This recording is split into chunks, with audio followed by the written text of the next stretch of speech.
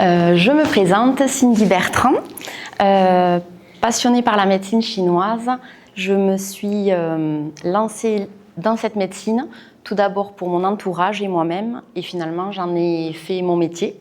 Depuis 2020, j'ai ouvert mon cabinet de médecine traditionnelle chinoise ici même à Saint-Affrique-les-Montagnes, après 5 années d'études à l'Académie Wang à Toulouse, et également des stages de perfectionnement en Chine et dans d'autres endroits de France. Bonsoir, moi je suis Caroline Lemonnier, je suis psychogénéalogiste et analyste transgénérationnelle. Je suis installée à Lavore depuis 14 ans maintenant.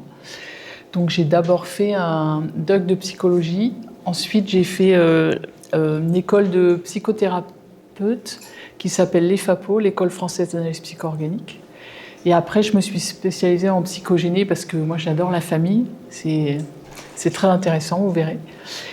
Et avec Cindy, on avait envie de faire une conférence toutes les deux parce qu'on s'est rendu compte que nos approches étaient très complémentaires. Et donc, on s'envoie des patients.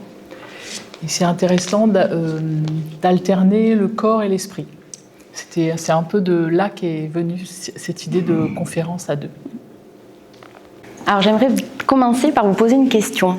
Est-ce qu'il vous est déjà arrivé de vivre une période difficile, émotionnellement parlant, et de le ressentir physiquement dans votre corps? Je vois quelques têtes me dire oui. Donc ça peut être le nœud à l'estomac, un poids dans la poitrine. Ça peut être aussi cette fameuse boule, vous savez, dans la gorge qu'on a du mal à avaler. En médecine traditionnelle chinoise, alors je vais dire MTC pour raccourcir le mot, on dit là où l'esprit va, le qi suit. Ce qui veut dire que nos émotions ont un impact direct sur notre énergie, notre qi, et donc notre santé.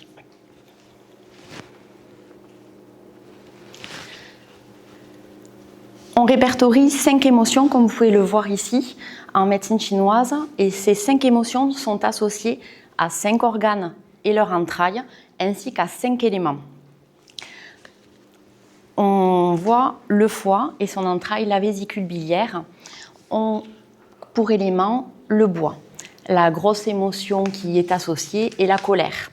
Mais pour aller plus loin, on a aussi le sentiment d'injustice, on a les restants en travers de la gorge, les non-dits, les non-exprimés, parce qu'entre autres, le méridien du foie, je ne vais pas vous faire tout le circuit, mais passe par la gorge. L'élément suivant est l'élément du feu. Il correspond au cœur, au maître-cœur, à l'intestin grêle. Alors le maître-cœur n'est pas un organe en médecine occidentale, mais il correspond au péricarde. Son émotion est la joie et son élément est le feu. L'élément suivant, c'est l'élément de la terre, qui correspond à la rate, à l'estomac et au pancréas. Son émotion, c'est les soucis ou l'excès de réflexion. On poursuit avec l'élément du métal, qui correspond aux poumons et au gros intestin. Son émotion, c'est la tristesse, mais il y a aussi le lâcher-prise, la relation au corps physique et l'estime de soi. J'en passe, il y a d'autres émotions, mais je vous mets les plus grosses. Et enfin, notre dernier élément, et pas des moindres, c'est l'élément eau, et celui-ci va particulièrement nous intéresser. Il correspond à l'organe rein et son entraille, la vessie. Son émotion est la peur, les inquiétudes, les frayeurs, les phobies. Comme vous voyez, il y a un sens circulaire, il y a aussi des flèches qui vont l'une vers l'autre. Chaque élément, ils ont un lien tous l'un avec les autres. Je prends l'élément du bois qui correspond au foie et à la vésicule biliaire. Celui-ci monte vers l'élément du feu, vers le cœur. Dans la vie de tous les jours, il faut du bois pour alimenter un feu. C'est la même chose avec vos organes et vos entrailles. Si votre foie ou votre vésicule biliaire rencontre un dysfonctionnement parce que son émotion de la colère est en excès, par exemple, mais elle peut être aussi en insuffisance, elle va créer du coup un dysfonctionnement. Et comme l'élément bois est censé engendrer, on dit, ou nourrir l'élément du cœur, on va avoir des perturbations sur l'organe du cœur et ressentir peut-être des palpitations physiquement, etc., etc.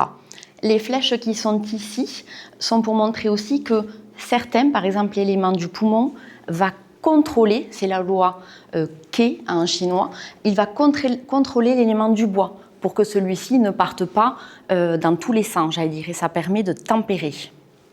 On disait tout à l'heure que l'esprit était donc en lien avec le corps. Ce lien-là est permis grâce à l'interconnexion des 3 trésors. On appelle ça les Zhanbao en chinois. Ces 3 trésors sont le Jing, c'est l'essence vitale, le Qi, le souffle vital, et le Chen, qui correspond à l'âme, l'esprit. Nous, ce qui va nous intéresser pour ce soir, ça sera le Jing. C'est la quintessence de l'énergie vitale. Son idéogramme symbolise le potentiel invisible de croissance et de transformation, l'essence, le subtil. Alors je me suis creusé la tête pour essayer d'expliquer ça. J'ai expliqué ça à mon conjoint qui m'a dit « c'est un peu compliqué ce que tu expliques ». Donc j'ai quand même mis 2 ans pour apprendre toute la théorie, le grand fonctionnement de la MTC. Et là, il a fallu le faire en un temps record. Donc je vais essayer d'imager ça pour que ça soit le plus compréhensible possible. Imaginez que vous venez au monde et on vous donne, avec votre enveloppe corporelle, une batterie. Cette batterie, elle a 100% pleine et bien sûr, elle va se décharger. Comment ? Avec la respiration, en vivant des émotions, en marchant tout simplement. Donc, c'est comme un trésor très précieux et il faut éviter d'épuiser cette batterie trop rapidement parce qu'elle correspond aussi à votre énergie vitale, c'est-à-dire qu'elle s'épuise jusqu'à notre dernier souffle. Petite parenthèse juste pour la culture de votre corps, quand cette quintessence, cette essence, elle entre dans le nouveau-né, elle s'accompagne de l'âme corporelle, sensitive. Tout à l'heure, je vous ai montré la loi des 5 mouvements. Sans trop rentrer dans tous les détails, ça serait complexe. Chaque organe entraille a sa propre âme, selon les taoïstes. L'élément du poumon, c'est lui qui a l'âme corporelle et l'âme sensitive. Ce qui fait que c'est le lien au corps physique. Donc quand l'essence subtile rentre dans le nouveau-né, le po, en chinois, donc l'âme corporelle, rentre avec lui. C'est ce qui fait que l'on ressent les douleurs physiquement. Alors d'où provient le Jing, notre essence ? On a 2 sources. Elle est située ici, entre les 2 reins. Donc là aussi, en fonction des dynasties, pendant très longtemps, on a dit c'est le rein droit qui porte la quintessence. Les dynasties suivantes ont dit c'est le rein gauche. Et en fait, ils se sont mis d'accord. Ils ont dit c'est entre les 2 reins. D'où l'image que vous aviez avant, qui était située donc au niveau des reins. Donc au niveau du Jing, on a le Jing inné, qui est hérité des parents. C'est l'essence prénatale, on appelle ça aussi le ciel antérieur. C'est le fruit de l'alchimie entre le Jing du père et de la mère. Là, on pourrait dire que ça représente notre ADN, scientifiquement parlant. C'est le fameux héritage, les fameuses mémoires aussi qui sont transmises. C'est par ce Jing inné qu'elles arrivent. Ensuite, nous avons le Jing acquis, qui lui est puisé à travers les aliments. La rate, l'estomac, va prendre le bol alimentaire et va en retirer le qi de ces aliments. Donc ça fait 2 sources d'énergie dans votre corps qu'il faut préserver. L'essence des reins conditionne du coup toute la vie de la personne, sa vitalité, longévité. Comme je vous disais, elle est déposée dans les reins et elle inclut donc l'aspect physique, émotionnel et spirituel. La qualité du Jing va dépendre de la vitalité des parents, leur état de santé, également l'environnement dans lequel ils vont vivre, l'alimentation qu'ils vont ingérer, mais pas que. Elle est aussi, il y a aussi la force affective qui peut affecter le Jing. Exemple, un couple veut avoir un enfant. Quelles sont les raisons ? Est-ce qu'il y a vraiment de l'amour ? Ou on veut avoir un enfant pour sauver un couple ? Ou peut-être donner un frère, une sœur à l'enfant aîné. Toutes ces sensations affectives vont pouvoir se transmettre au nouveau-né par le Jing inné. Les expériences du coup vécues par les parents vont affecter le Jing. Blessures d'abandon, des traumatismes de l'enfance, des parents, je parle, de la violence, pauvreté, des guerres vécues par les ancêtres qui se sont déjà transmises dans les genes de la maman. Tous ces traumatismes-là peuvent donc affecter le gene et rejaillissent sous forme d'empreintes. On a parlé d'une gene pour comprendre d'où venait donc cet héritage familial. Là, on va rentrer au niveau des courants énergétiques. Les méridiens. On a 12 méridiens principaux et on a 8 merveilleux vaisseaux. Les méridiens extraordinaires.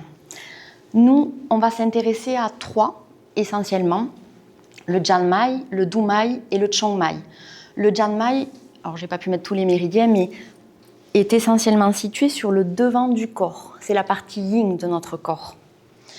Et donc, à la matrice, il va porter les mémoires maternelles, les mémoires utérines et émotionnelles.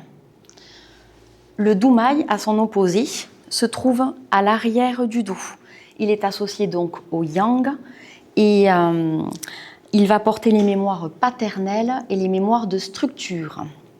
Enfin, le Chongmai, qui lui passe à travers tout le corps, on appelle ce méridien la mer du sang.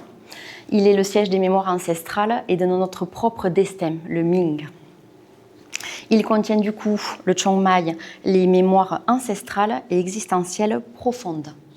Il n'y a pas de point particulier pour les méridiens extraordinaires, sauf pour le Janmai et le Dumai.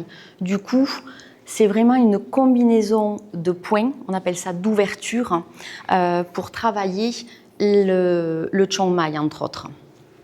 Et donc travailler les traumatismes anciens. Ces méridiens extraordinaires ou ces merveilleux vaisseaux se mettent en place très tôt, dès l'embryogénèse. Alors, je vais vous poser la même question qu'à Cindy. Est-ce que vous connaissez la psychogénéalogie ou l'analyse transgénérationnelle ?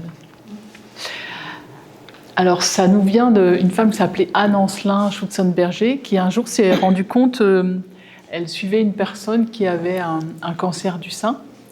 Et donc, elle allait la voir chez elle parce qu'elle était trop fatiguée pour se déplacer. Et un jour, elle arrive dans son salon et elle voit un grand cadre, une grande photo, et elle lui dit cette femme, elle est super belle, qui est-ce ?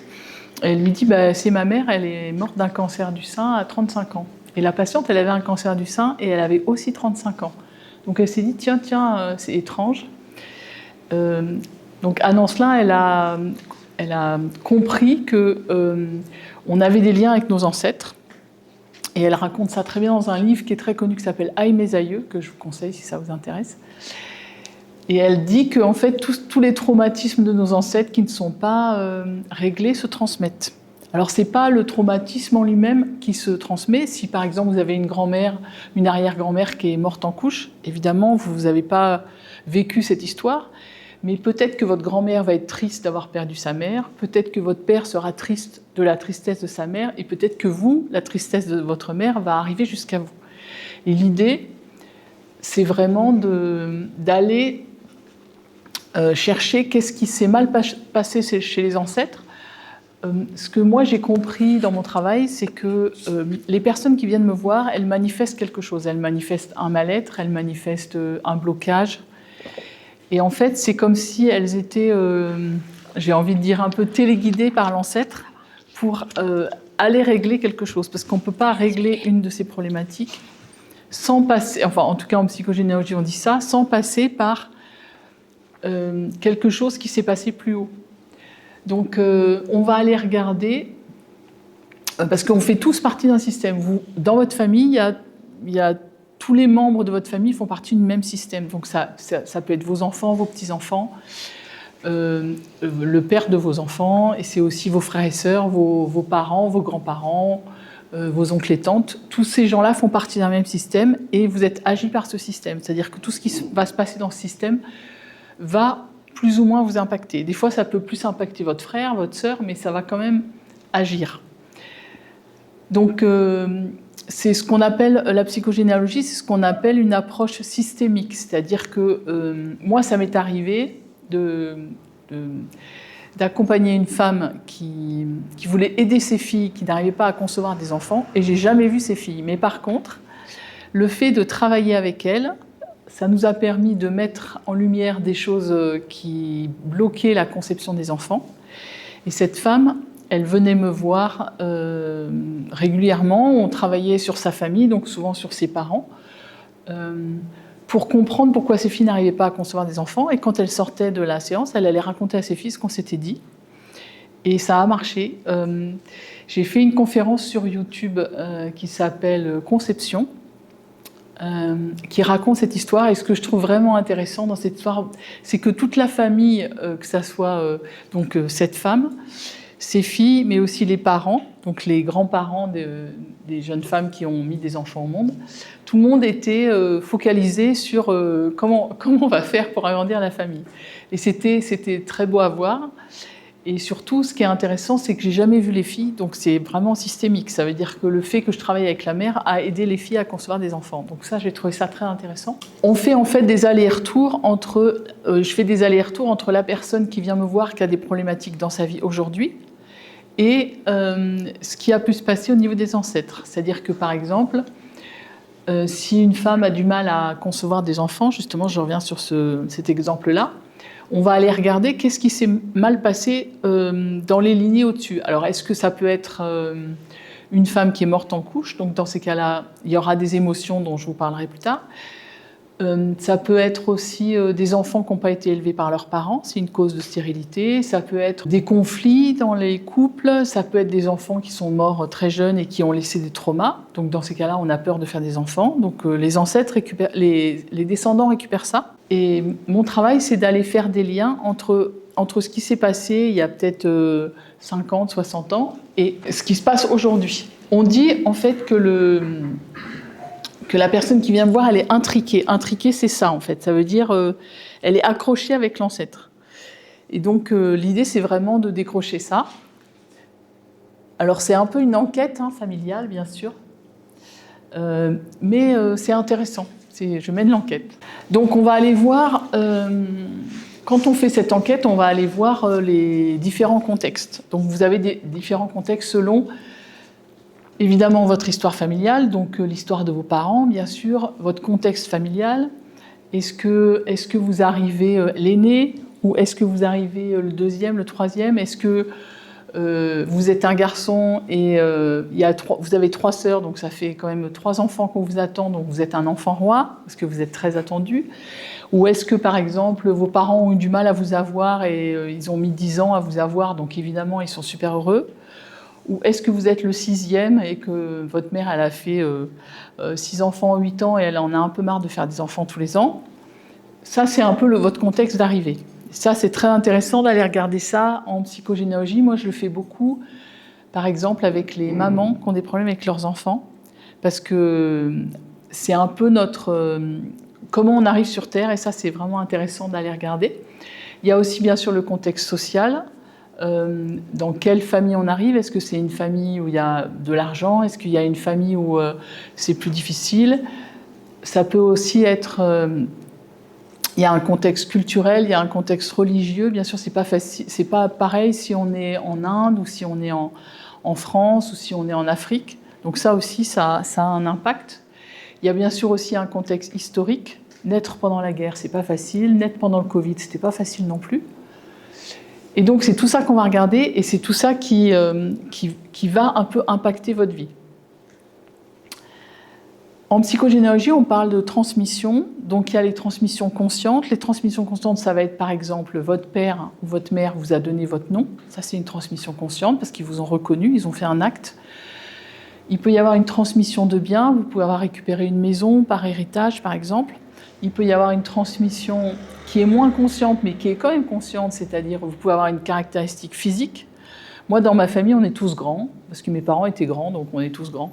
Il y a juste ma sœur on dit la petite Zaza, parce qu'elle fait qu'1m68, et pour nous, 1m68, c'est petit. mais elle est grande quand même. Et donc, ça, c'est les transmissions conscientes. Après, votre mère peut vous avoir appris à faire du vélo, ou à jardiner, ou votre père. Et ça, c'est aussi une transmission consciente, parce qu'elle va vous montrer, elle va vous expliquer comment faire. Ça, c'est une transmission consciente. Donc ça, c'est super, c'est bien si vous pouvez les lister, si vous pouvez en avoir conscience et remercier vos parents pour ce qu'ils vous ont transmis.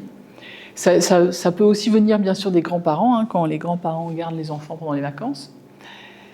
Et les transmissions inconscientes, ça va être plutôt traumatique. C'est ça qui va nous intéresser en psychogénéalogie et qui va générer des émotions, parce que c'est souvent par les émotions que tout se transmet. Et c'est un peu le but de cette conférence d'ailleurs. Donc ça peut être par exemple une femme qui voit sa meilleure amie se noyer, et ben elle va avoir peur de l'eau, et quand ses enfants vont grandir, dès qu'ils vont s'approcher de l'eau, elle va avoir les mains moites, la respiration un peu coupée, elle va sentir qu'elle n'est pas très à l'aise, qu'elle est inquiète. Et ça, c'est une transmission inconsciente. Et l'idée de la psychogénéalogie, c'est vraiment d'aller lever ces blocages-là. La transmission, elle se fait par la place. De fait, vous êtes en lien avec tous les gens qui sont à la même place que vous dans votre fratrie. C'est-à-dire que si vous êtes l'aîné, vous êtes en lien avec tous les aînés, que ça soit dans la fratrie de vos grands-parents, de vos parents, dans votre propre fratrie, bien sûr, mais dans la fratrie de vos enfants, de vos cousins, de vos petits-enfants. Donc la place, c'est important. Évidemment, quand on regarde les places, il faut aussi compter, si vous en avez connaissance, les avortements, les fausses couches, parce que ça, c'est important. On peut être en lien par le prénom. Vous portez le prénom de votre marraine, de votre grand-père, d'un ami de la famille, et ben vous êtes en lien avec cette personne parce que vous avez le même prénom. Alors après, il y a des prénoms qui sont en lien, même si on ne dirait pas comme ça. Par exemple, Sacha et Alexandre, Caroline et Charles, Aline et Alain. On dit aussi en psychogénéalogie, par exemple, quand tu as Pierre, cherche Paul. Donc souvent, ça, c'est en lien. Donc le prénom aussi, c'est souvent ce qu'on regarde en psychogénéalogie. On va aller regarder les prénoms qui nous parlent, par exemple, des enfants morts dans l'arbre. Il y a par exemple le prénom Jean, parce que Jean, c'est l'anagramme de Ange. Donc c'est l'histoire des enfants qui n'ont pas vécu.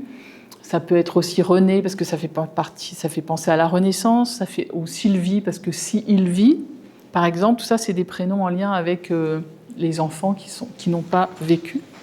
Après, il y a les dates. Donc, vous pouvez être en lien avec les gens qui sont nés autour de votre anniversaire ou autour de votre date de conception. Vous pouvez aussi être né, par exemple, pas loin de la mort de votre grand-père, par exemple. Ça vous met en lien directement avec lui. Donc tout ça, c'est des indices que nous donne l'inconscient familial pour aller un peu faire l'enquête dans votre famille. Et aussi, ce qu'on va regarder, c'est les situations qui sont quelque peu problématiques, traumatiques, et aussi les répétitions, tout ce qui se répète. Donc il y a plein de façons de répéter des choses. Par exemple, un père absent, il peut être absent de plein de façons. Il peut être absent parce qu'il n'est jamais à la maison. Il peut être absent parce qu'il est malade. Il peut être absent parce qu'il est décédé jeune. Il peut être absent parce qu'il travaille à l'extérieur. Et donc on va aller regarder ce qui se répète dans l'arbre et ce qui est traumatique. Voici les 6 familles que j'ai pu observer avec les différents patients avec qui on a travaillé du coup ces mémoires et qui ont engendré des douleurs physiques et émotionnelles. Donc j'ai essayé un peu de rassembler voilà, celles qui me semblaient les plus remontées. Donc on a la famille en lien avec les pertes et les deuils, les fausses couches, les IVG, les absences de lait maternel quand la maman ne peut pas donner de lait, les traumatismes de violence des enfants battus, les guerres, les bombardements, la cruauté d'un parent, la violence sexuelle, l'inceste. On a aussi la famille des exclusions et des secrets, les secrets de famille avec la honte. Donc ça aussi, on le travaille à travers les mémoires. L'enfant caché, la non-reconnaissance. La famille en lien avec tout ce qui est maladie, et j'ai parlé de fragilité, quand on est anorexique ou qu'il y a des difficultés pour l'accouchement. Parfois, quand on discute avec les gens, que j'ai déjà eu une jeune femme, elle me dit ma mère aussi a mis du temps. Et du coup, elle remarque que sa sœur également, elle aussi. Donc là, on voit qu'il y a quelque chose qui se transmet. La famille en lien avec les exils et les déplacements. Les fuites forcées, quand on doit se cacher, les jugements militaires. Et enfin, les mémoires collectives. C'est tout ce qui est transmission émotionnelle, les prisonniers de guerre, les gazés aussi, les ancêtres morts noyés par maladie. Chacune de ces familles, pour les travailler, on va donc toujours revenir à notre roue des 5 éléments et travailler l'organe et l'entraille qui va avoir un impact sur la mémoire. Les mémoires collectives se regroupent se retrouve dans les 5 éléments. On retrouve les maladies et les fragilités en lien avec le cœur, l'exil, déplacement, exclusion secret, plutôt avec la rate, l'estomac et le pancréas. Perte et deuil, on éprouve de la tristesse, donc avec l'élément du poumon. Traumatisme de violence qui peuvent entraîner souvent l'émotion de la colère, plutôt du coup avec la vessie, le rein, également le foie, pour les peurs que ça peut engendrer. Alors, moi, je vais commencer par vous parler de la tristesse. Donc, la tristesse, ça vient sûrement souvent d'un sentiment d'abandon durant l'enfance. Ça peut aussi être, ça peut bien sûr venir des ascendants, pardon. Par exemple, si une femme elle perd son fils à la guerre, elle va être triste. Si une femme ou même un homme perd un de ses parents très jeune, évidemment, ça crée. C'est des situations traumatiques qui vont générer des émotions qu'on va retrouver. Et comme je disais tout à l'heure, en fait, c'est pas le traumatisme en lui-même qui se transmet, c'est plutôt l'émotion qui est liée à ce traumatisme. Donc, il peut y avoir aussi, par exemple, des enfants qui sont conçus hors mariage. Bon, maintenant, c'est assez courant, donc c'est pas très gênant, mais il y a quelques temps, c'était assez difficile parce que ça a donné un problème de légitimité. Bon, déjà, je vous parlerai de la honte un peu plus tard, mais il y avait un peu un sentiment de honte pour les femmes qui concevaient des enfants hors mariage. Et souvent, dans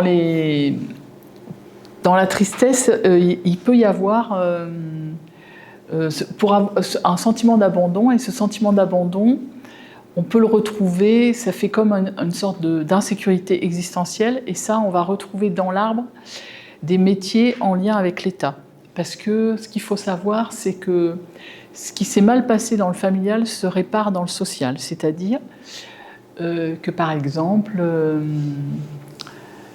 tout ce qui a été traumatique dans le familial va se réparer au niveau de la profession. C'est-à-dire qu'on peut, par exemple, trouver, je ne sais pas moi, une femme qui a perdu sa maman très jeune, qui va prendre un magasin de puériculture pour soigner les enfants comme elle aurait voulu qu'on la soigne, par exemple.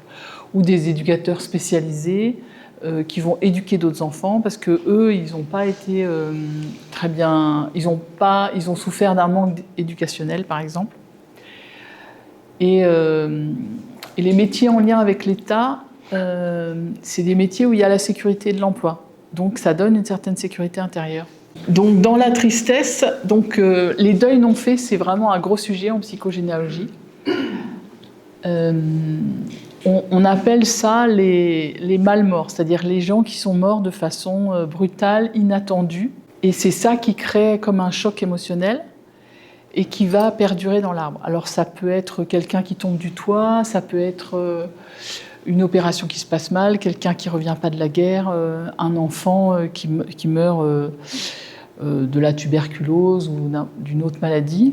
C'est souvent des grosses sources de stress aussi et de tristesse. Il y a par exemple les femmes qui meurent en couche aussi, parce que souvent quand les femmes elles accouchent, elles ne sont pas censées mourir, elles sont jeunes la plupart du temps. Et ça crée de la tristesse et souvent de la dépression. Et la dépression, on la voit beaucoup, elle se transmet de femme en femme souvent. Moi j'ai souvent vu dans les arbres des dépressions qui se transmettaient de mère en fille. Et donc l'idée, c'est vraiment de remonter le plus haut possible. Alors des fois, ça peut être que 3-4 générations, mais si on remonte à l'origine, ça aide pour guérir toutes les femmes qui suivent, les femmes de la lignée. Il peut y avoir aussi la perte d'un parent, c'est pas forcément la perte physique, ça peut être au moment des divorces, par exemple, il y a des conflits de loyauté, ça met les enfants dans une sorte d'impossibilité, et ça génère de la tristesse parce qu'ils sont un peu coupés en deux. Il peut y avoir aussi une mésentente avec un parent, surtout quand Moi, je l'ai beaucoup vu dans les arbres quand les enfants prennent en grandissant, jeunes adultes, ils prennent des décisions, ils ne sont pas toujours d'accord avec leurs parents. On le voit beaucoup, par exemple, quand ils ont le même métier, ils n'ont pas la même façon de voir ce métier. Il y a un conflit générationnel qui peut amener soit de la tristesse, soit de la colère, et des conflits aussi. Et il peut y avoir aussi des ruptures dans le clan, c'est-à-dire qu'on ne veut plus voir les membres de sa famille. Ça arrive aussi. Alors on poursuit avec l'émotion de la tristesse, mais vue par la médecine chinoise. Du coup, quand la tristesse elle est prolongée, le chagrin, les deuils non résolus vont du coup entraîner un dysfonctionnement sur le qi du poumon et son entraille, le gros intestin. Donc on peut ressentir de l'essoufflement, on va pouvoir attraper, on va être moins imperméable aux infections, puisque je vous rappelle que l'âme corporelle est en lien avec le poumon, donc le lien physique. On peut ressentir aussi de la fatigue et être émotionnellement plus sensible. Alors j'ai voulu montrer un peu comment le travailler. Alors c'est un protocole type, mais bien sûr qu'à chaque fois quand la personne elle vient, tout va être adapté par rapport à son bilan énergétique. Il y aura effectivement la mémoire à travailler, mais on va quand même regarder sa langue, son pouls, pour voir son état énergétique à lui. Donc on va travailler de manière somatique au début, en faisant le balayage de l'élément du métal, le poumon et le gros intestin. On va repérer les pertes, les nommer. Et ensuite, on va relancer l'axe du poumon. Donc là, je ne vais pas vous citer tous les points qu'on travaille. Ça, c'est un choix qui se fait en fonction donc, du bilan. On associe toujours, on fait ce pont entre le corps et les émotions, l'esprit. Où va se situer le chagrin? Est-ce que ça va être une oppression sur la poitrine? Est-ce que ça va être la boule dans la gorge? Tout ça va nous donner des indications pour savoir quel méridien, en plus du méridien du poumon, on va travailler pour libérer ces mémoires. On retrouve nos éléments, le métal et l'eau. Je ne sais pas si vous vous souvenez dans le petit cercle, le métal c'est le poumon. Le poumon nourrit l'élément de l'eau, c'est-à-dire le rein et la vessie. J'utilise souvent le méridien de la vessie qui est donc dans le dos sur la partie yang pour faire partir par les sphincters. Et je dis aux gens, le premier pipi se fait en conscience. Ça en va par la voie des urines, ce qu'on ne veut pas garder. Et ça permet comme ça de ne pas épuiser, j'ai mis permettre aux larmes de laver sans épuiser. Comme ça, la personne triste, elle peut pleurer, mais elle n'épuise pas son chi vital. Le fameux jing, vous vous souvenez, notre petit trésor qu'il ne faut pas épuiser, notre batterie qu'il ne faut pas décharger trop rapidement. Ensuite, on va réattacher la personne à son vivant, le pot, l'âme corporelle. Donc, on va travailler avec l'inspire et l'expire. On va inspirer le renouveau, expirer ce qu'on ne veut plus garder. Et on va soutenir l'élément du métal et de la terre. La terre qui correspond à la rate, l'estomac, le pancréas. Pourquoi la terre? Parce qu'il y a une question de digestion. La rate et l'estomac, pancréas vont aider à digérer le bol alimentaire, mais elle aide aussi à digérer les émotions et donc tout ce qu'on a fait partir. Alors, une des émotions qu'on retrouve souvent, évidemment, c'est la peur. Alors, la peur, ça se transmet très facilement. Hein. Je pense que c'est une des émotions avec la colère qui se transmet vraiment facilement. Ça peut être un sentiment d'abandon dans l'arbre quand on sent que ses parents sont pas, qu'on se sent peut-être mal aimé ou qu'on vit quelque chose de traumatique à la naissance d'un frère ou d'une sœur, par exemple, ça peut être ça. C'est une émotion aussi, bien sûr, qui peut venir des ascendants, c'est-à-dire on n'est pas loin encore des deux guerres et il y a beaucoup de gens qui ont eu peur de perdre leurs enfants à la guerre. Et quand on vit avec la peur pendant longtemps, on la garde un peu à l'intérieur de soi. Et donc, on peut aussi le sentir quand la maman attend un enfant et qu'elle a peur parce que, par exemple, elle a perdu un autre enfant avant. Elle va être vigilante et puis elle va être inquiète. Et l'enfant, en fait, dans le ventre de sa mère, il va sentir cette peur-là. Et on peut la retrouver même à l'âge adulte, en fait. Ça me fait toujours rire quand j'entends les gens qui disent « Tu m'appelles quand t'es arrivé ». Parce que ça, c'est vraiment une mémoire d'accident. Et ça arrive encore très souvent. On dit « Ah, tu m'enverras un SMS pour me dire que t'es bien arrivé ». C'est vraiment ça. C'est vraiment la peur dans les arbres. c'est des grands traumatismes en fait. Moi, je vous invite à réfléchir à qu'est-ce qui vous rend mal à l'aise, qu'est-ce qui vous fait peur, ou qu'est-ce qui vous dérange. Alors des fois, ça peut être par exemple, je ne sais pas, le mois d'août, c'est difficile pour vous, vous ne savez pas pourquoi, ou votre fille, elle s'en va, à chaque fois que votre fille, elle sort, vous vous inquiétez. Ça peut être des petites choses comme ça, ou à chaque fois que vous allez chez le médecin, ou à chaque fois que vous écoutez les nouvelles. C'est intéressant de regarder qu'est-ce qui vient vous impacter en fait. Et donc, je vous ai listé là un peu toutes les peurs qu'on peut avoir. Alors, bien sûr, il y a les peurs d'enfant, peur du noir, peur de s'endormir seul, peur d'être abandonné, bien sûr, ça revient souvent, peur des accidents de voiture, parce qu'il y a des mémoires d'accidents. Il y a aussi des maladies qui se transmettent, donc on a peur d'être malade, ça c'est sûr. Peur d'être stérile, ça c'est souvent quand il y a des mémoires de femmes qui ont du mal à avoir des enfants, qui n'ont pas eu d'enfants, qui en ont souffert, ou qui ont eu des accouchements difficiles, ou des enfants qui sont morts petits. Alors, toutes ces émotions dans l'arbre, elles sont là, parce que vos ancêtres ont vécu des choses. Et l'idée de la psychogénéalogie, c'est d'aller rechercher et d'aller voir voilà, qu'est-ce qui est encore actif et qu'est-ce qui est encore en lien avec votre problématique à vous. Parce qu'on ne fait pas du tourisme transgénérationnel. Moi, c'est toujours ce que je disais tout à l'heure, des allées et venues entre vous, votre vie à vous et la vie de vos ancêtres. Et pour essayer de faire des liens, et plus vous arrivez à délier des choses de vos ancêtres, et plus vous arrivez pour vous aussi à aller mieux. Alors, au niveau des émotions, je finirai avec la peur, pas parce qu'on ne peut pas travailler les autres émotions au niveau des mémoires, mais parce que vous avez vu, bon voilà, si on passe tous les éléments, je pense que le principe c'était surtout de comprendre d'où venaient ces mémoires et comment on pouvait les travailler, avec quels outils. Alors je n'ai pas tout cité, je parle de points d'acupuncture, je parle des méridiens, mais on a aussi le qigong thérapeutique, on a les huiles essentielles qu'on peut utiliser en complément sur des points d'acupression, on a le Hanmo Tuina qui est une des techniques de la médecine chinoise aussi, où on travaille les méridiens avec des points d'acupression. Voilà, donc si on a compris le gros principe, c'est pour ça que je termine avec l'émotion de la peur, mais voilà, la colère peut se travailler, la honte, la culpabilité, tous ces mémoires-là peuvent aussi donc se travailler en médecine chinoise. Donc pour ce qui est de la peur, on sera avec le qi du rein, l'énergie du rein et de la vessie. Peur, frayeur, les inquiétudes, les angoisses, l'anxiété sont traitées entre autres avec l'énergie du rein qui est l'élément de l'eau. Donc pareil, le balayage somatique où on va nommer du coup les peurs, les inquiétudes. Là j'ai mis rassurer le rein parce que bon, j'aime beaucoup venir travailler le Mingmen que je vous ai montré qui était au milieu parce que justement quand on fait remonter ces peurs-là, on peut avoir des réactions très fortes au niveau du corps. J'ai des gens qui comme convulsent en fait, avec des gros tremblements, des sensations de gorge, voilà, comme s'ils s'étouffaient.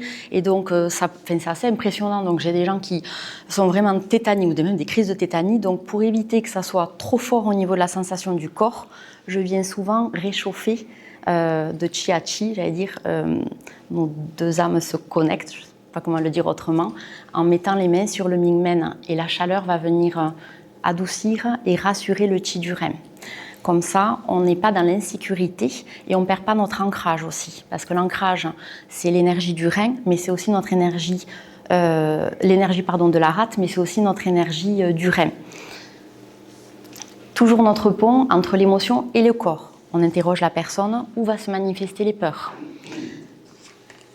Les incontinences, les énurésies pour les enfants, des douleurs lombaires, puisque le rein est en lien avec le dos, donc tous les gens qui ont des problèmes de lombalgie, les lombaires, tout ça, on se questionne. On a peut-être des peurs, conscientes ou inconscientes.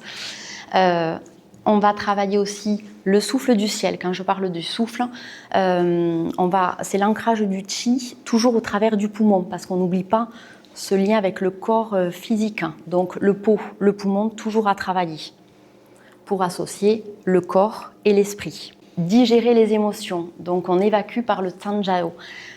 Le Sanjiao, c'est en français, c'est le triple réchauffeur. C'est comme si votre corps était séparé en 3 parties. Réchauffeur supérieur, réchauffeur médian, réchauffeur inférieur. Il faut qu'il y ait une liaison, une communication entre ces 3 parties du corps. pour que tout circule correctement. Et là, ça permet de laisser descendre du coup la charge, la surcharge de ces émotions-là. Transformation, élimination du trouble, toujours par le méridien de la vessie. Moi, j'aime beaucoup utiliser ce méridien-là, comme ça, toujours pareil, par les urines, on dégage tout ça. Et enfin, on vient réchauffer le Tchen, l'âme, l'esprit et le cœur, pour que le corps physique, le cœur et l'âme soient en harmonie. On relance la communication entre l'énergie du rein et du cœur. Cette communication, elle est permanente, parce que dans le rein, on a le Jing, vous savez, ce petit trésor dont je vous parlais tout à l'heure, et c'est vraiment ce qui caractérise notre vie jusqu'à notre dernier souffle. C'est sur notre chemin de vie. Donc il faut qu'on soit en accord avec notre cœur pour qu'on soit aisé sur notre chemin de vie. Donc les deux doivent communiquer en permanence. Le chi du rein descend au chi du... Pardon, le chi du cœur descend au chi du rein et le chi du rein monte au chi du cœur. Cette communication doit rester et on s'assure de la remettre en mouvement. Parce que parfois, la peur peut bloquer le chi du rein et donc on a cette communication-là qui ne s'effectue plus. Dans ce protocole-ci, même si je travaille la positivité avec chaque émotion, chaque mémoire en lien avec l'émotion, j'aime vraiment mettre l'accent ici sur la transmission positive. On peut transformer le Jing, ça c'était peut-être une de vos questions. Est-ce qu'une mémoire, voilà, on se dit mince, elle est négative, est-ce qu'on peut la transformer en positivité? Oui, parce que du coup, par exemple, la peur, si vous l'avez reçue de manière transgénérationnelle, héritée, vous pouvez aussi la transformer et du coup développer du courage. Donc ça, c'est plutôt quand même positif. On harmonise avec les 5 souffles. Là, le rein, comme il est au cœur, c'est notre énergie vitale. Il faut qu'il soit en lien avec les 5 éléments. Donc c'est un travail qu'on peut faire en Qigong ou en respiration sur la table, où je vais activer plusieurs points pour remettre en circulation notre fameuse roue des 5 mouvements. Et rituel de gratitude, voilà, on a reçu de nos ancêtres des forces et pas seulement des fardeaux. On peut se remercier à nous de ce travail, parce que c'est pas évident, de faire face à des émotions comme ça, même celles qui nous appartiennent, j'allais dire, il faut quand même un certain courage, donc en gratitude à nous et à nos ancêtres aussi pour ce qu'ils nous ont transmis. Oui, alors, là j'avais mis quelques, voilà, pour aller plus loin, alors pas forcément lié avec la médecine chinoise, mais un peu de scientifique pour ceux qui sont dubitatifs. Voilà, avec, j'ai parlé de Rachel Yehuda, qui est psychiatre, et elle avait fait des études qui ont permis, voilà, de prendre conscience que les femmes enceintes transmettaient certaines formes de stress à leurs enfants. Un biologiste cellulaire aussi, qui a pu prouver que notre ADN était influencé par les pensées, les croyances et les émotions. Un psychothérapeute, voilà, qui évoque la répétition d'un traumatisme repose sur une loyauté inconsciente. Alors, avant de commencer sur la colère, je voulais vous raconter une histoire.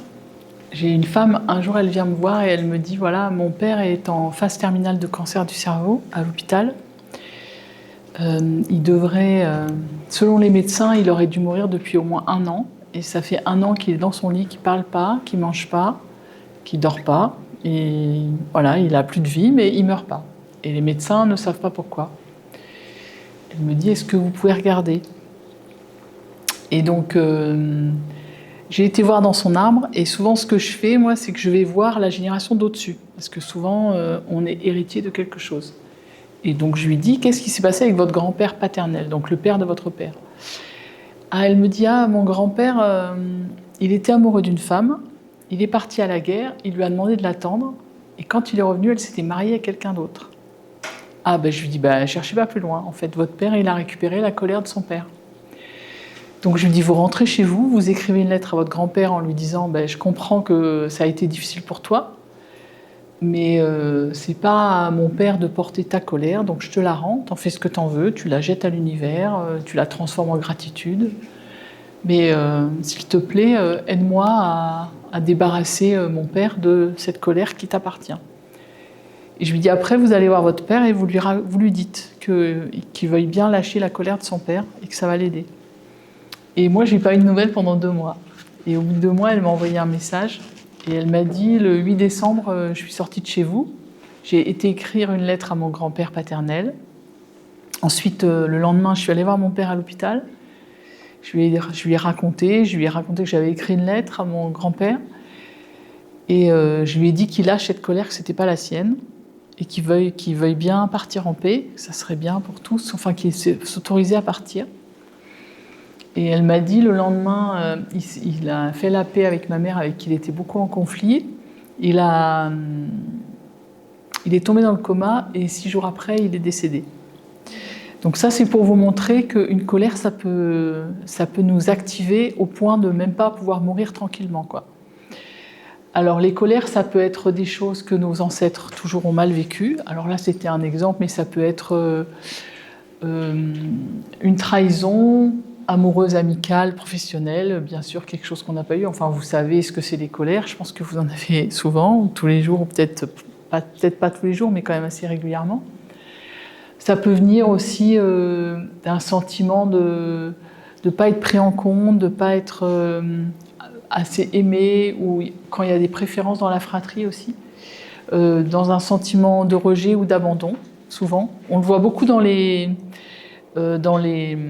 fratries. On peut se sentir abandonné par un proche, notamment quand il y a des ruptures familiales.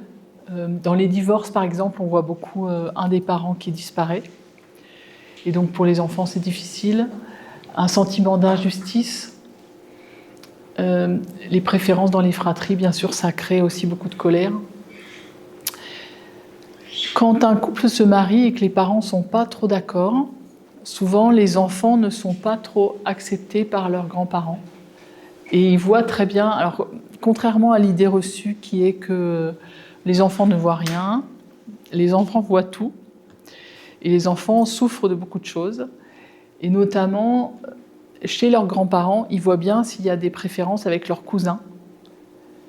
Et ça peut être ça peut aussi apporter de la colère. Évidemment, les spoliations d'héritage. Quand chez le notaire, on règle ses comptes, souvent, il y a beaucoup de colère qui peut sortir. Et c'est souvent aussi en lien avec l'enfance. Quand on règle ses comptes chez le notaire, c'est souvent en lien avec ce qui s'est passé dans l'enfance.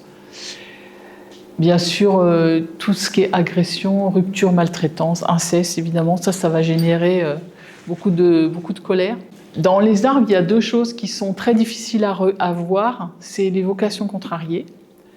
Vous vouliez être ingénieur et votre père vous a dit « Ah ben non, tu seras... je sais pas, je peux pas payer tes études, tu vas faire autre chose, tu seras instituteur ou tu seras jardinier. » Bon. Et bien ça, quand on ne fait pas un métier qu'on aime toute sa vie, ça laisse des traces. Et ça laisse surtout des traces par rapport à la vocation ou la carrière des descendants. Et souvent, ce que j'ai remarqué aussi, c'est que quand on est jeune, on est impacté, encore influencé par l'éducation qu'on a reçue de ses parents. On a encore les valeurs de ses parents. Et puis au fur et à mesure qu'on grandit dans la vie, qu'on fait ses expériences, on lâche les valeurs parentales et on acquiert ses propres valeurs. Avec l'inconscient familial, c'est la même chose. C'est-à-dire qu'au début de sa vie, on est très impacté par les blessures de nos parents. Et si notre mère voulait être médecin, on va peut-être essayer d'être médecin pour faire comme elle. Tiens, maman, il y a un médecin dans la famille. Ou si elle n'a pas épousé l'homme qu'elle voulait. Ou si, par exemple, j'avais ça aussi une fois. C'est une femme qui a épousé un homme parce que qui avait le même prénom que son grand-père pour que sa mère ne soit plus triste d'avoir perdu son père. Bon, évidemment, ça ne marche pas, hein. Mais l'inconscient familial nous agit pour qu'on puisse réparer des choses dans l'arbre. Et ça, c'est au niveau vraiment inconscient familial que ça se joue. Et c'est presque pas une décision réfléchie, j'ai envie de dire. Et donc ça peut générer de la colère. Et aussi, en vieillissant, on se rend compte qu'on a fait des choix qui étaient plutôt des choix en lien avec nos parents, nos grands-parents pour réparer des choses. Et après, on va changer, on va se reconvertir, on va divorcer. Et c'est comme ça aussi qu'on répare l'arbre, mais aussi qu'on s'en détache. Je voulais vous parler aussi de la honte, parce que la honte, c'est très important dans l'espace familial.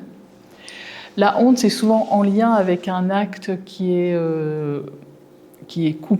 coupable ou une situation honteuse. Alors, il y en avait plus avant que maintenant. Bon, il y en a encore, hein, mais avant, l'homosexualité, c'était honteux. Avorter, c'était coupable parce que on pouvait très bien aller en prison si on avortait. Avoir une histoire hors mariage aussi, ça c'était honteux.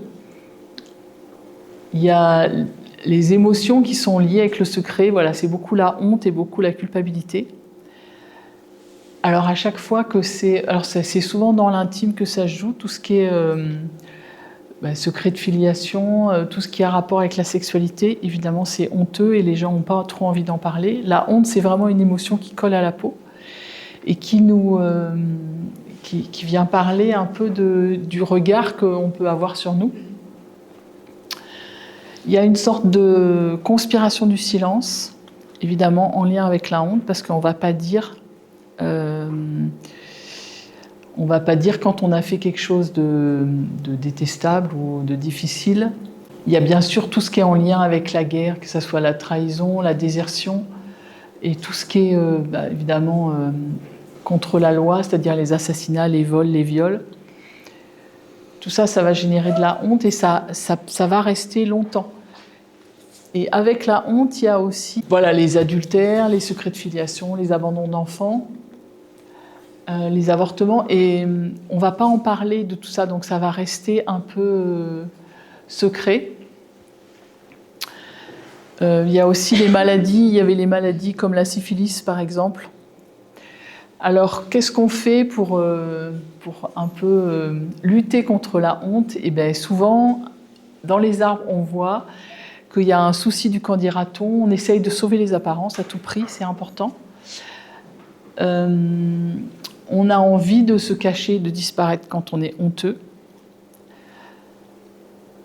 Il y a souvent une grande ambition, un besoin de reconnaissance, un besoin de réussite. Et des fois, on peut avoir une honte par rapport à d'où on vient. Quand on a vécu dans une grande pauvreté, évidemment, on peut avoir envie de gagner beaucoup d'argent pour s'éloigner de la pauvreté et sauver les apparences. Il y a une sorte de repli sur soi. Et c'est toujours difficile d'en parler. De toute façon, les émotions, ce qui est vraiment libératoire, c'est vraiment d'en parler. Et moi, c'est ce que je fais beaucoup avec les gens que j'accompagne, c'est d'essayer de comprendre un peu qu'est-ce qui s'est joué dans l'inconscient familial et comment est-ce qu'on peut faire pour essayer de comprendre et avoir de l'empathie pour nos ancêtres, parce que peu importe les décisions qu'ils ont prises, ils ont fait comme ils ont pu. Nous aussi, on prend des décisions tous les jours, on fait comme on peut. Et des fois, on n'a pas tous les tenants et les aboutissants, donc il y a plein de choses qu'on ne sait pas. Il y a plein de choses qui partent avec eux, et donc l'idée, c'est pas de les juger, c'est plutôt d'essayer de remettre de l'huile dans les rouages, ou du miel, des fois même.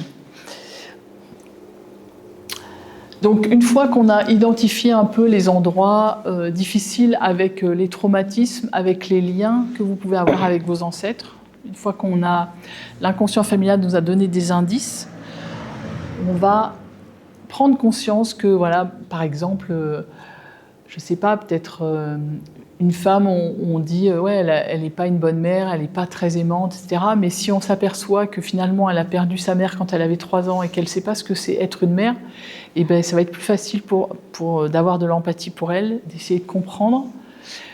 Ça va nous permettre de changer notre regard sur l'histoire, sur le vécu familial. Ça va, en faisant un rituel, on va poser un acte. Alors un rituel, ça peut être planter un arbre, écrire une lettre. Ça peut être graver un nom sur une pierre tombale. Ça peut être retourner dans le village de ses ancêtres. Il y a quelqu'un qui faisait beaucoup de rituels, c'était Alexandro Jodorowsky. Lui, par exemple, quand il voulait parler, il n'arrivait pas à parler avec les gens, il écrivait une lettre, il brûlait la lettre, il faisait un gâteau avec les cendres et il invitait les gens à manger le gâteau. Donc moi, j'en suis pas encore là, mais c'est important de laisser les émotions s'exprimer, de voir un peu qu'est-ce qui s'est mal passé. Quand on redonne une place à un ancêtre, c'est-à-dire qu'on parle de lui, même s'il a fait des choses qu'on n'a pas tellement appréciées, qui ont eu un impact, on peut quand même essayer de comprendre pourquoi il a fait ça, pourquoi il est parti, pourquoi ça a été difficile. Ça a été difficile peut-être pour lui ou peut-être de rester avec sa famille. C'est vraiment important d'essayer de comprendre. Et redonner une place, ça peut être mettre une bougie avec un nom, un prénom, ça peut être juste penser à quelqu'un, essayer de retrouver une photo, parler de cette personne avec les gens qui l'ont connue, aller sur sa tombe. Et ça permet, c'est un peu les bienfaits de la psychogénéalogie, ça permet de retrouver un ancrage, de savoir d'où on vient. Il y a aussi, comme disait Cindy tout à l'heure, il y a aussi ce qu'on a de bien. Il n'y a pas que des choses négatives dans notre famille, heureusement. On a aussi une appartenance, on a aussi des choses dont on est fier. Alors je vous invite à réfléchir à ce dont vous êtes fier dans votre famille. Moi, je sais que mon père était très normand, ma mère était très méditerranéenne, donc j'ai eu la chance d'avoir les deux terroirs, aussi bien la crème fraîche que le basilic, la tarte aux pommes. Ouais, elle aimait bien le soleil, la Méditerranée, tout ça. Et moi, en fait, j'ai un peu les deux. J'aime bien aller au frais en Normandie, mais j'aime bien aussi le soleil toulousain. Et ce terroir-là, pour moi, c'est une richesse. Et on a tous des richesses dans notre famille. Alors on peut bien sûr aller travailler sur là, mais on peut aussi prendre conscience de ce qu'on a envie de garder, parce que c'est important de là où on vient. Et quand on travaille en psychogénéalogie, ça nous donne un ancrage, ça nous donne aussi une direction, parce que plus on sait d'où on vient, plus on peut aller vers là où on a envie d'aller. Garder ce qui est important pour nous, lâcher ce qui nous encombre, pour aussi donner au monde le meilleur de nous-mêmes. C'est l'idée en tout cas. C'est l'idée que moi je préconise. Voilà ce que j'avais envie de dire, voilà ce que nous avions envie de dire. Et je trouve intéressant de travailler avec Cindy parce que moi, quand je vois des émotions dans l'arbre, je sais que si les gens vont voir Cindy, ça va aller beaucoup plus vite parce que elle va travailler sur le corps et elle peut travailler aussi vraiment très loin, c'est-à-dire travailler aussi sur le bébé qui a manqué de sa maman en couveuse, par exemple, ou travailler sur un trauma particulier. Et je vois bien que quand on travaille toutes les deux, il y a à la fois une compréhension, il y a à la fois quelque chose qui se pose dans l'âme, mais il y a aussi quelque chose qui se pose dans le corps. Et c'est pour ça que moi, j'avais à cœur qu'on travaille toutes les deux et qu'on l'explique. Merci. Merci.